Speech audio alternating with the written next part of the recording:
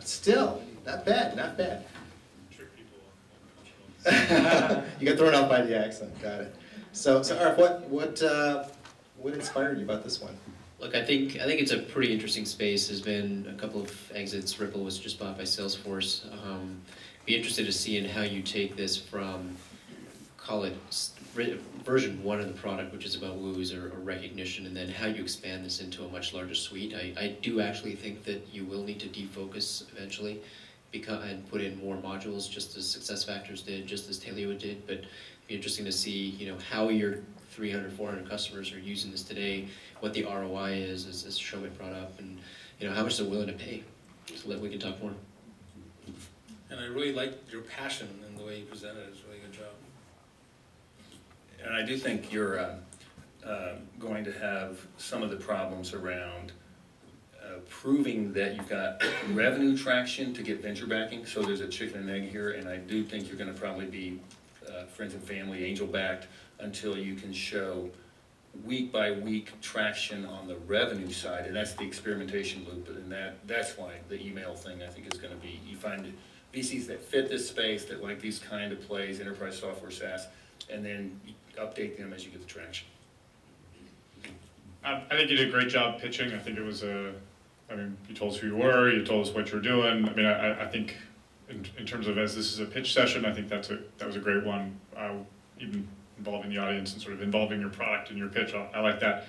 The piece for me that I from a business standpoint is, this falls into a category. Part of the reason I think some of these people tie to compensation and things is because then they tie to an ROI and they tie to something that the CFO can sign off for and something. I worry with your category that there's a little bit of, it's interesting. One manager in the company really wants you to use this, or really, and 6 months later they're like, So that's. I wonder if you're going to have to tie yourself to something like compensation or like reviews or something that goes that level deeper. So. Thanks, guys. Great job, Nick. Curtis, it looks like, let's go back. Or, it doesn't matter. Curtis, why don't you go ahead? A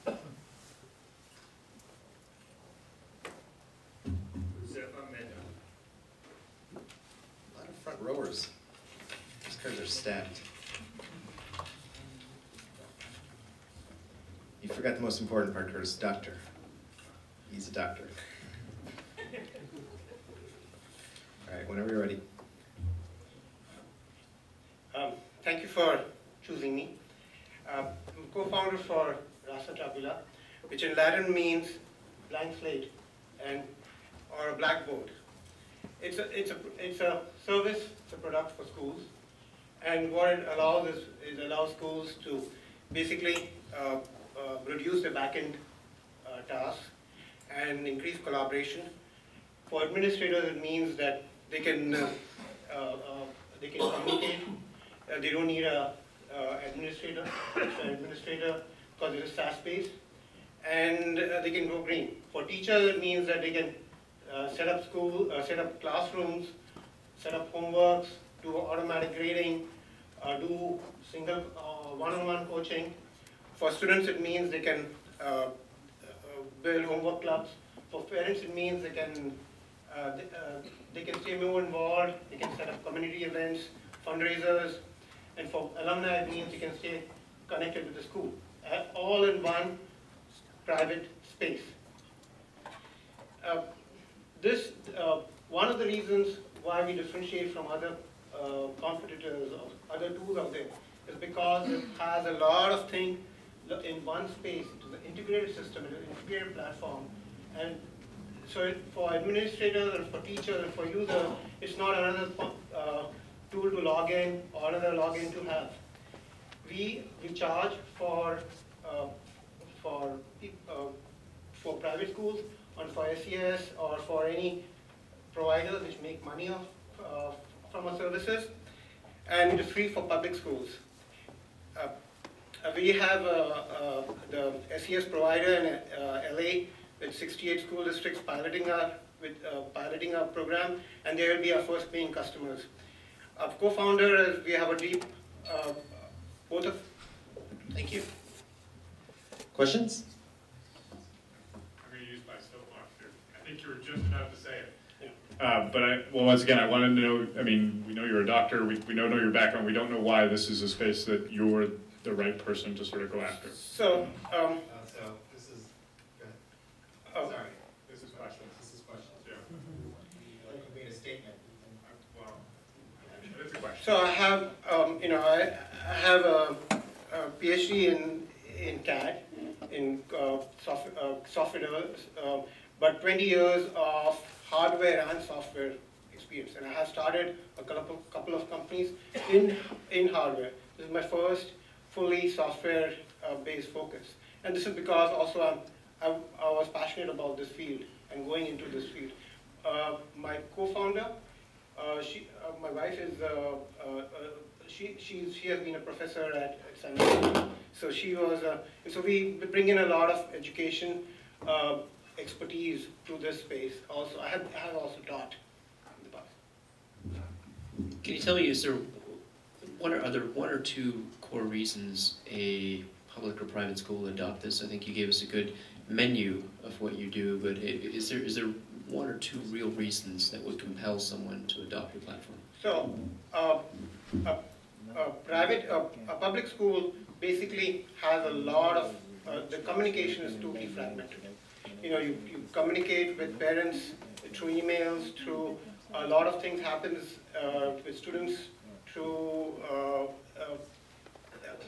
they don't have a full calendaring system, they don't have everything tied together in one space. There are different tools out there which do the job. There is Moodle which does just courses. There are other tools out there which just do syllabus development. There's no infrastructure out there which combines everything together. And that's what people need. There is a sort of and it will reduce, for example, one of the things is my kids, I have to write a check for them every time. And that thing is all automated. You have it all in bed. You just click and you pay for the thing. Online permissioning, everything is done to the parent.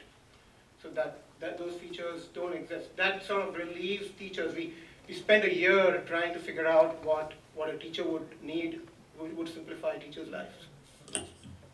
You mentioned you're free for public schools and then you're getting paid in LA. So the Talk about the supplemental education system which gets money from the district, we basically, and they have 68 school districts and 4,000 students in those districts which will take tutoring services from them. And they will go, we charge them. But for public schools, it's free. They can open up. For content providers who will provide subscription based on their content, we'll charge them. But so anyone who charges, who will charge, the end customer will be charged. And how big is the market? So how many potential customers are out there in terms of the private schools? How much would they pay you on an annual basis? So the K-12 market is of the order of trillions of dollars. So it's a huge market. But here we are seeing, the subscription is very small in terms of, it's $5 per subscriber. It's not trillions of dollars for this particular application. I mean, the No, national no. economy is like Yes, $15 trillion, so. Yes. So no, but over the whole, for just subscriber is $5. That's what we charge. So for example, the SES school district is 4,000 students, and it's $5 per month per student. Okay, good. Let's see what you guys think. No thanks, no thanks, no thanks, no thanks. So, Lars, some feedback? So I think this is a very crowded space, and I'm looking in a pitch, that you sort of tell us who you are, what you do, how you make money, pretty concise. And I think even once we asked you some of the questions, I ended up just sort of down and more. This market is just, it's a very complicated market to get into. There's some fairly entrenched Blackboard and people in the space, so that's mine. I'll give some quick feedback on the pitch itself. I think I sound like I'm repeating myself, you need to be more concise, potentially position this in a very, very crisp manner. I'm a unified communication and collaboration platform for students, families, and teachers that simplifies the following things, 1, 2, 3, right? That you could probably tell that story within 20 seconds, talk about yourself, your co-founder, and then the market size, and be done by 45 or 50 seconds. Just because, and this is more of a general thing for me, just because you have 2 minutes doesn't mean you necessarily need to use it. In fact, silence in an elevator is a great way to solicit questions and to solicit a conversation and potentially have someone say, oh, tell me more.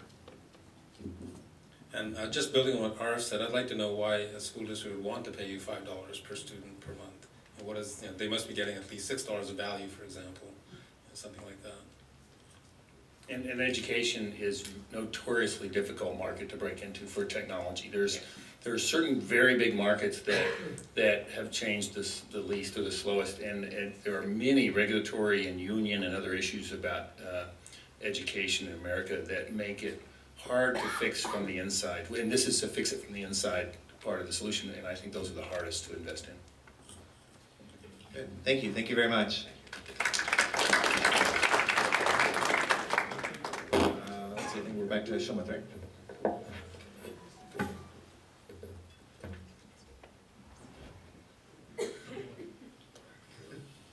Oh, that's cheating. Oh, it's his wife. Oh, look at that. You guys would have been called anyway. No, you already won, but. Okay, Neil Should buy the Callan, lottery Right ticket Slope. too. I'm sorry, I interrupted you. Neil Callan from Right Slope.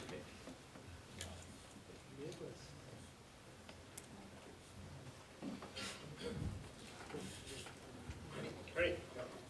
Well, my name is Neil Callan. I'm from Right Slope. Also, my partner is Swami Rinki. He's also here.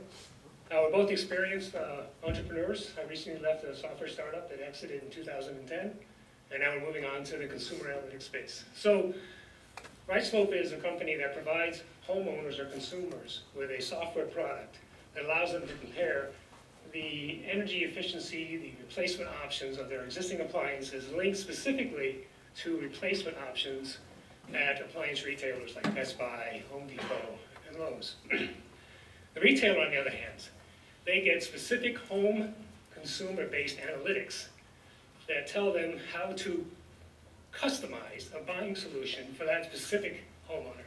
This is exactly what you need, and this is exactly how we can deliver it to you. The market we're in is the appliance replacement market. It's $24 billion annually in the US, just to replace an existing appliance. The problems we're trying to solve is you have a homeowner who's trying to replace an appliance. They don't know if it's only price. They're confused by ads. Is green more expensive or less expensive? You have a retailer who's commoditized. The only real differentiation in the appliance business is price. So therefore, can the retailer provide a branded solution? So we sell a platform to the retailer that enables the homeowner to create a space where they can describe exactly what their appliances are for simply entering the model number. And that links directly to retailers' in-store inventory at Best Buy, Home Depot, and Lowe's.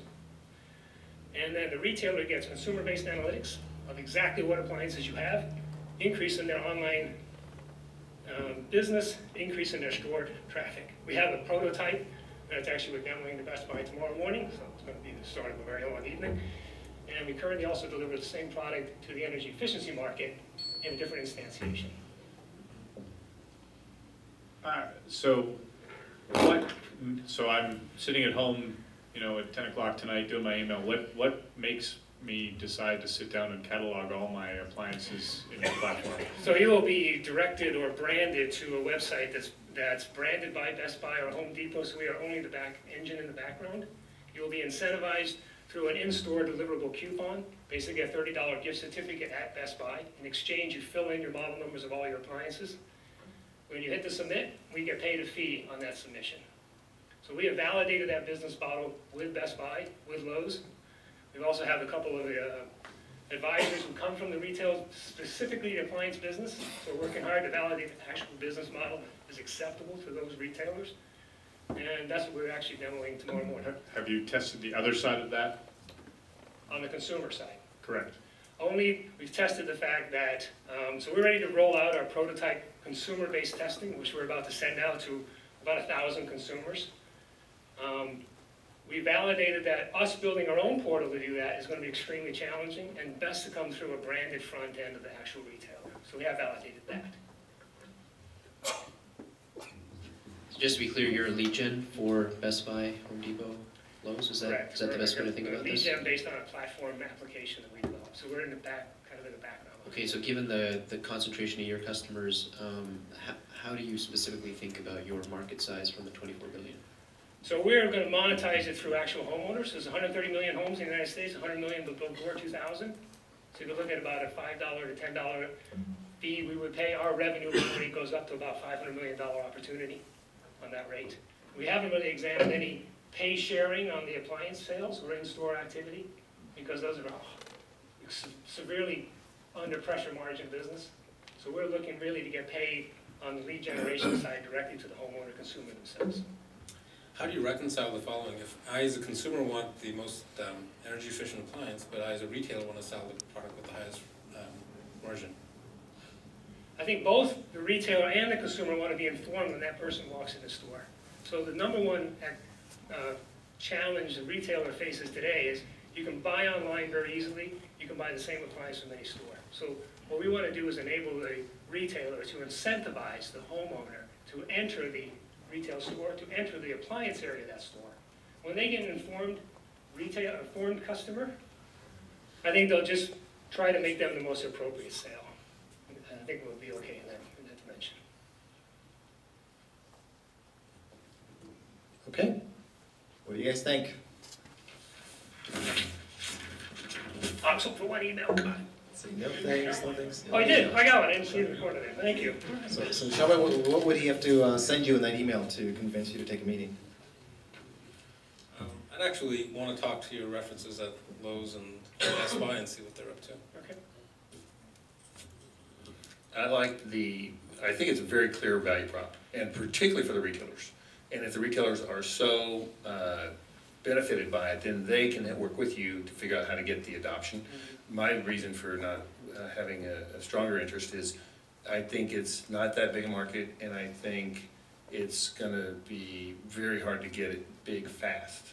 To whatever size it is, and I'm thinking it's under 100 million size, but as far as achievable market, but in getting to that at a fast rate, I think is going to be hard because you have you have dependencies on both getting the retailers and then getting the consumers. So I think it's one of those butterfly deals. Yeah, I pass for now, primarily because you're so dependent on 3 primary customers who may push down your leads over time. I would be interested potentially, 6-9 months once you've rolled it out and seen some of the feedback from the retailers in terms of, are you getting a $25 lead like an Edmunds, or are you getting a $1 lead? Right. That would be interesting to see down the road. I think it was a good pitch. You hit all the points that we want, sort of who you are and what you're doing and how you make money, although I think we had to clarify a little bit with the lead gen piece. I'm obviously concerned with how you get to the end customers. It's sort of an interesting question. And then I'm also worried that some of these big retailers will give you a head fake on this. They'd love for you to go out and take the arrows in your back to go create this model. They'll send you down a path for that because frankly they don't know how to do this kind of stuff. So I'd be very worried about that piece. Thank you, Neil. Thank you. Back to you.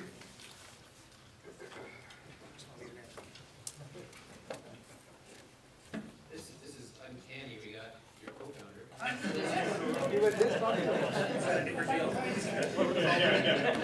Is your co-founder in the same business, by the way? Same company.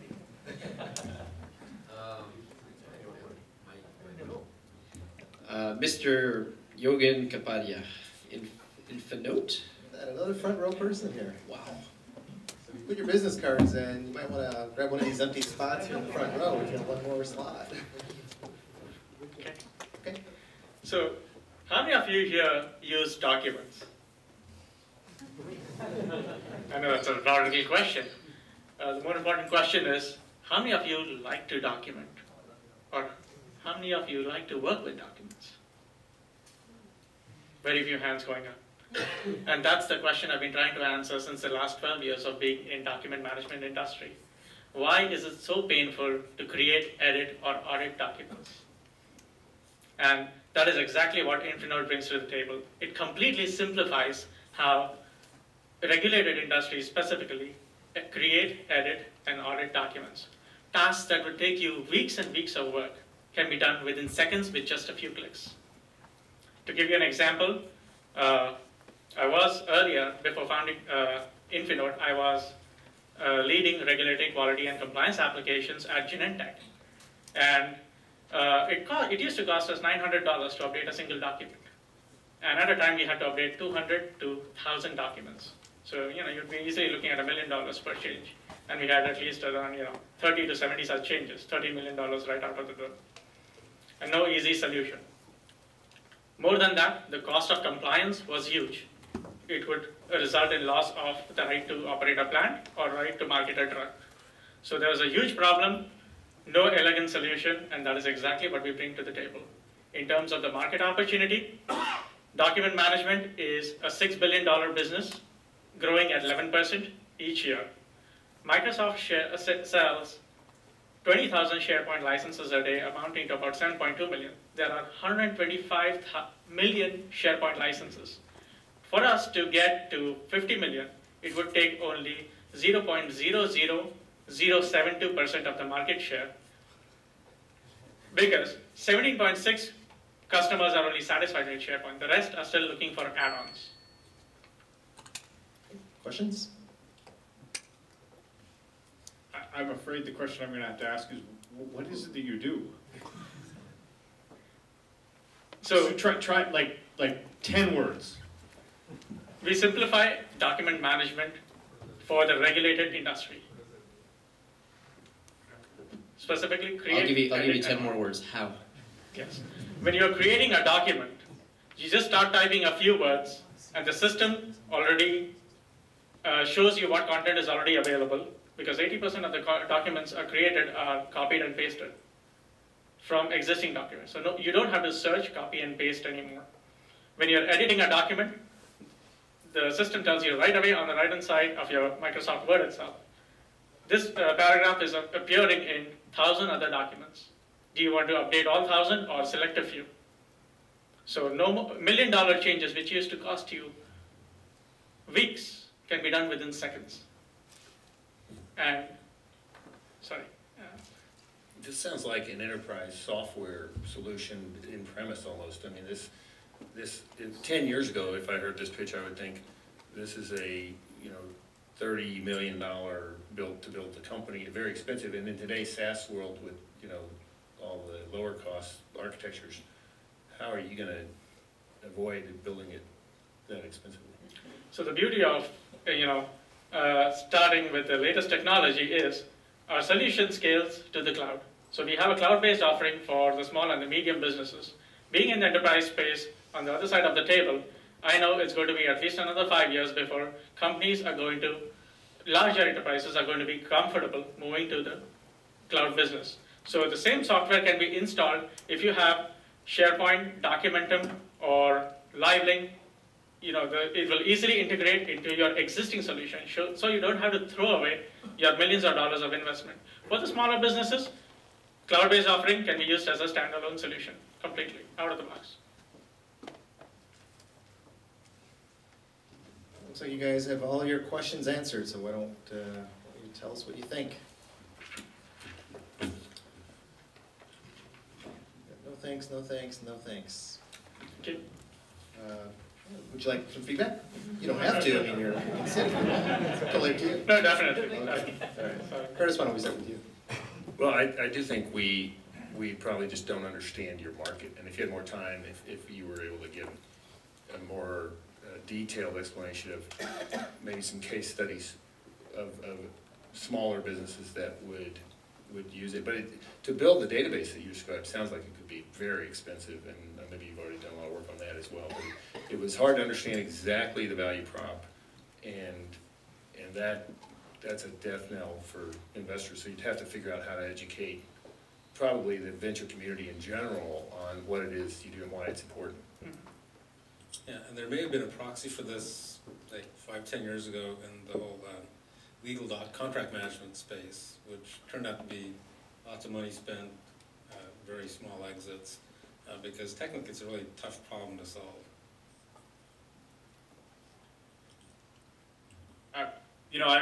There's comments on sort of trying to understand what you do. My guess is that you have lived so what I do like is I think you've lived a problem that you think has a huge, the world needs to be better.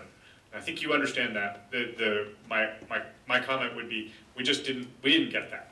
It's clear that you see the problem, it's clear that you know that there's an answer, you've kind of got a vision of how the product would work. We just didn't get it, I think. Okay, great, thank you. Thank you. This is Lars. We'll pick our last entrepreneur of the evening. That's right. Don't cheat. Don't cheat. Do you have a co-founder here? Rajesh. Ruvio.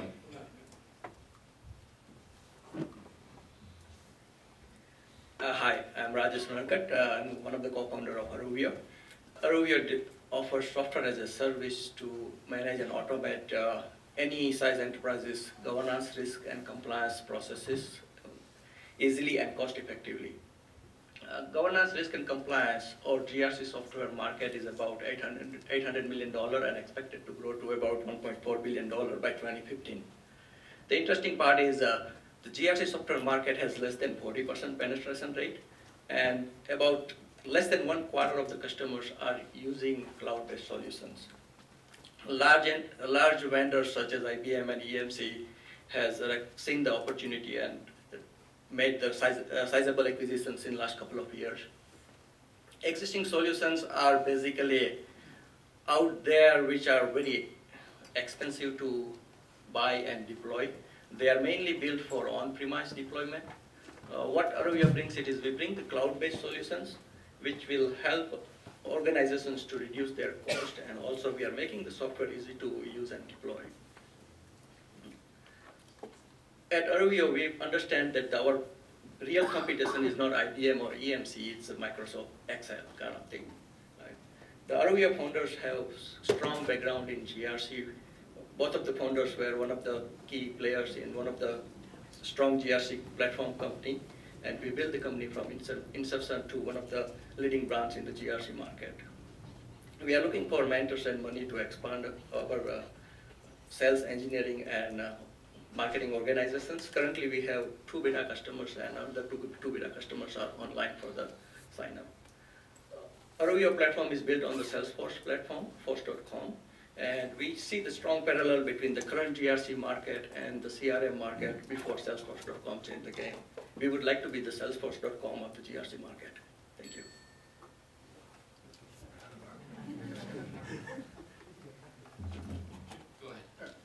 Please. Can you talk about, so you mentioned your founders had built the last company. Can you tell us about that company? I mean, I don't know if you're trying to, you didn't want to say the name, or you didn't want to say sort of where, what the outcome no, I was? can say the name. So we come from Agilliance, which is a GRC software company. We worked there for 5+ years, both of the founders of Aruvio. Both of us were started in the technical background, and I moved into the product management in the last couple of years. And then we started Aruvio in May of 2011. We learned the force.com platform for first 3 months. Then both of us built the software, and we released the beta this month. I had moved into the product management, moved back into the development. I contributed a lot in developing the first version of the product. 2 founders are full-time here, and we have 3 full-time employees in India, and we have other 3 part-time consultants.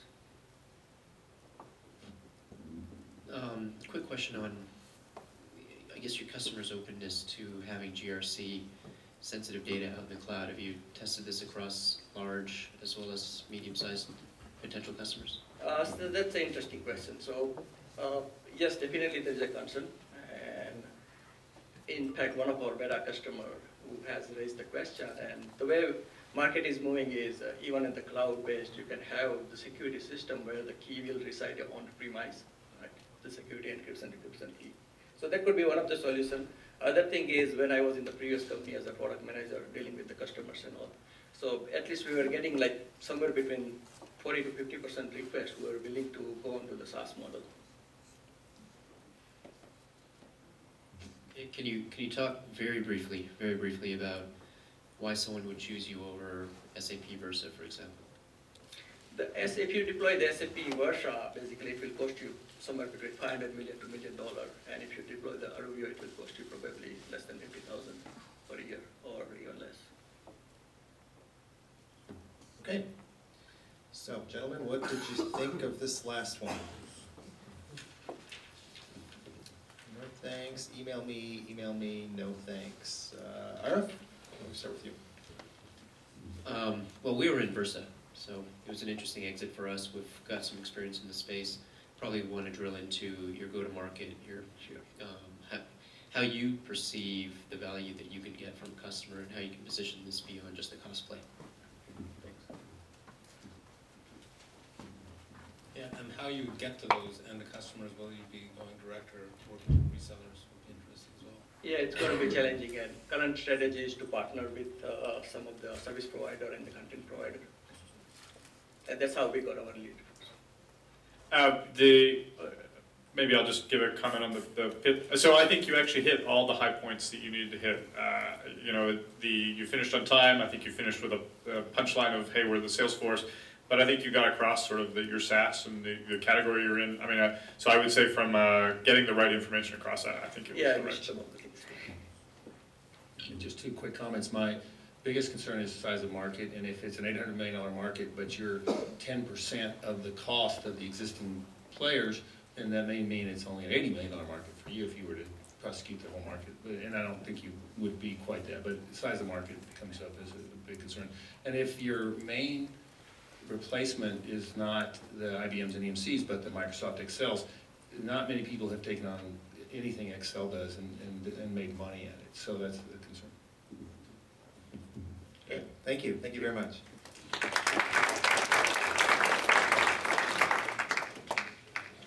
Good, well, we promised that we would get 8 entrepreneurs up here on stage. The good news is we're running just a little bit early, believe it or not, despite Ty's long introduction. So, I always have around it. Hey, I was setting up. Anyway, the good news for that is I just asked the panelists if they would be open to taking a couple questions from the audience. So if you guys have questions, Dan, do we have an extra mic or we can use one of these? Hackerasaservice.com. What do you think of that? So we are. Can you hear me? Yeah. And by the way, I really want questions, not pitches. So, go ahead. Say it again. Say it louder. Sorry. So as real quick, 10-second. Hackerasaservice.com. We hire hackers to test your e-commerce websites. What do you think of that? Hackers. That's the shortest pitch we've had all night. There you go.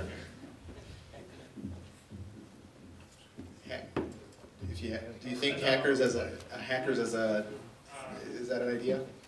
So look, there are companies like that. We have one in our portfolio called Sensic, which is doing hackers in a box, and it's automated pen testing, and they're doing it across a bunch of varieties. So I think the devil's in the details, but there's certainly a category, some sort of category there. Next question. Who's got it? So I keep hearing about from venture capitalists and maybe angel investors that they only fund ideas which have high growth or high profitability ideas. And if I have ideas, I tend to have ideas which are good, very profitable, but not in the space of $100 million. So how do I even go about raising the capital for such ideas? So I think, I'm jumping this. I think that there's part of figuring out a business. I like to say I try to spend my day choosing between good companies and good companies that match our model, not between good companies and bad companies. We're very laser focused on the type of opportunities we're looking for, and I think there is a funding source that matches every type of opportunity. So you need to figure out what the opportunity you're going to go after is, and then look and say, what's the most realistic place where I can go raise capital that will be well aligned with the type of outcome that I'm looking for. So the venture space is a very clear sort of what kind of outcome they're looking for, but there's lots of other sources of money that would be aligned in profitable, sort of lower growth businesses or what have you. Those are great businesses. There's no reason not to do them. They can be extremely rewarding for founders, because they don't get diluted by capital, and so it's not that those are bad businesses or not businesses you should pursue. They're just not ones that match our model. Another question? Yeah, maybe a silly question here, but what percentage of your companies, startups you actually fund, you think come from 2-minute pitches versus email introductions versus a longer meeting with What does your process and funnel look like? Yeah, for us, we get something like 2,500 deals submitted to us a year, and we fund maybe 4 or 5 a year. The best introductions to us, and this probably applies to everybody here, will come from somebody we know who says, talk to this guy, he's credible and he's got a good idea. So that's the best way to do it. Stuff that comes in over the transom, stuff that people email us, has probably got like a 0% chance of success. Stuff like this, I think Curtis maybe had done a deal like this, but stuff like this I think sometimes, results in success. Your best way of getting funded though is to get a referral in. 0.0073%. Another question? Who's got the mic back there? Hi guys. I actually have a question for the document management guy. Can you quantify how much time you would save from a drug discovery perspective and through clinical trials, and how much cost savings would that be to a company like Genentech? I want you to answer that in 10 seconds, otherwise you guys can have an offline conversation. That's what your system's made for, right? Yes, this is a week's worth of process, and it can be done in a couple of seconds, literally. No, but from a 10-year perspective. Yeah, we'll let you guys talk offline after that. Who's got it back there? So I'm just trying to figure out the distinction between angels and venture companies that say they are early stage venture capital. It just seems like VCs need a much more developed, like a company with the market to even consider it. It's a blurring line nowadays because of the size of some of the angel investors and their sources of capital. Some what are called super angels have institutional LPs just like VCs do. I think one differentiator between angel investing and VC investing is number of deals done. So if you look at Onset and Voyager, we've done a number of deals together. We both do about 1 deal per partner per year, so 4 or 5 deals a year per firm. Whereas the same early stage investor in the same verticals that we invest in from the angel standpoint might do 20 or 30 deals a year and average under $500,000 per investment versus maybe several million per investment. That's a good point. Thai Angels has done about 1 a month since we started in September 2010. So we've got about 14 or 15 companies that we've already done. Another question? Right there.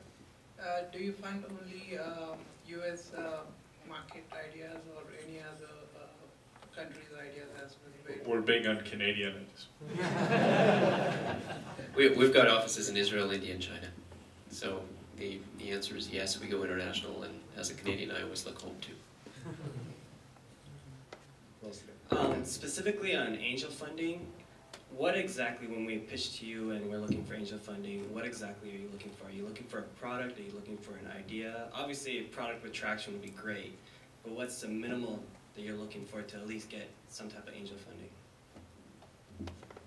I think we all look for the same things here, but we'll see. But we look for big market because that's the one problem you can't solve by throwing money at. Next, we probably look at the disruptive business model because I think we've talked about that here too as well. It's a disruptive business model that trumps technology. And then we look at the team and technology and things like that. But I think the number one thing would be big market. Second thing would be disruptive business model to address that market. So I think correct me if I'm wrong, you're asking if we were sitting, pretend we're angels, what would we be looking for from a company perspective? Was that your question? I guess angels, or at least in this case, your firm in general, right? Okay, if you're doing angel type of funding.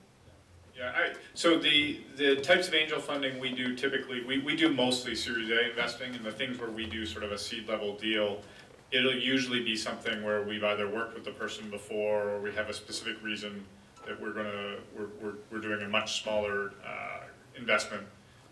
For instance, it's pure technology risk reduction as opposed to sort of a market risk reduction point. Those are the kinds of things that we do, but I think every firm's going to approach that a little bit differently. You guys do seed deals, right? Yeah, we've done a number of seed deals. The cases where we've done seeds have been where there's an exceptional team that has an unfair advantage in a very large market. So the remaining risk is most probably technology or potentially go-to-market risk, depending on consumer or enterprise space. Let's take 2 more questions. One here. I noticed a lot of focus, obviously, in the team and the background of the founders, especially more and more, for a first-time founder in a different space, for example, have an enterprise background but trying to do the consumer space.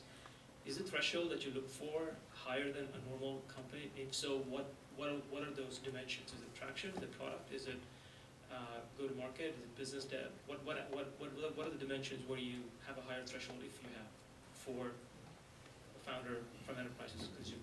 Well, one thing that we look at for raw startups with no product yet, but the idea is if it has a lot of dependencies, like the education market, where you have to get through the teachers and then the students and the parents. I mean, where the more dependencies you have, and maybe regulatory if you go do a certain healthcare software place, or even some of the clean IT software places, there's a lot of regulatory dependencies. The more dependencies that have to be successfully tackled, then the more you're betting on the team. And then if you're betting on the team, what you're looking for experience, domain expertise, entrepreneurial success in the past. Because you almost have to have the best team in that space to win, to get through all those hurdles. Just to take one slightly different, I mean, the other cut is if a team, so teams might not have very much background at all. They might be 19 or 20 years old. We funded a 19-year-old guy in the mobile space, but he's the right guy for that space. And part of it is you're looking for some traits on that person that they've got some pattern of success in their background. They started. They started in one area of life and they moved abroad. It's a whole background of the person that you kind of want to understand what drives them, what motivates them, and are they the type of person who sets their sights on something and just totally knocks it out of the park, walks through walls to get it done. Those aren't things you can just ask a person. You have to have a conversation and try and understand. It's not just about give me your LinkedIn profile so that I can understand it. That's interesting, but it's sort of not the real goal when you try to understand the team. One last question. Do you actually provide any resources if needed, if you're trying to build a team but you have like a strong concept and a business model and you haven't actually had a prototype? Would you offer any help in providing resources maybe to put a good team together, or at least advice or a mentorship or anything of that nature? Do you mean before they fund you or after they fund you? Before funding. Sorry, after funding would be more correct. So you buy into the idea and then provide resources, or do you look for a whole team, that's assembled before you? What do you guys do besides give money? Anything? Yeah, no, I think all good early stage investors will give you help after funding certainly, and if they like the concept, they're going to give you help before the funding as well. Most board meetings are like the second part where we get to say stuff and you don't get to respond. Okay, good. All of the presenters this evening, can you come up here to the stage, just maybe stand kind of over there, just everyone who had a chance at doing a pitch this evening. While you guys are standing there and Dan is taking your picture, I'm going to ask the panelists to convene amongst themselves and figure out who had the best pitch this evening.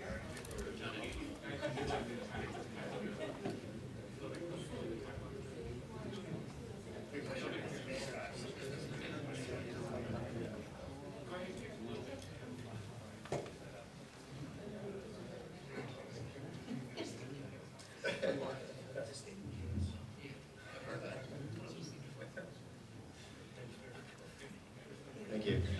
How about a nice round of applause for all of the activities? It takes a lot of us to get everything on stage and do that in a 2-minute open forum like this that's being videotaped and put on YouTube and is going to get 5 million hits. So a nice round of applause also for our panel for excellent feedback. And, nice of them to stick around a little bit and take a few questions also, jokes, and not to kick our Canadians out of the room or anything. But they did convene, and they came to a unanimous decision that the best pitch of the evening was in fact Mick. Woo! That's right, give him some recognition. So Mick, see me afterwards, and I will get you set up with the whole Thai Angels thing. I will never be able to. Lubinskas, is that right? Lubinskas, okay. Thank you very much for coming this evening. And don't forget, May 18th is TaiCon. We'll see you there. In the meantime, enjoy the rest of your evening. Say hello to the panelists, and take care. Survey. Survey. Survey. Survey. Oh, don't forget to fill out your surveys as well if you get a chance.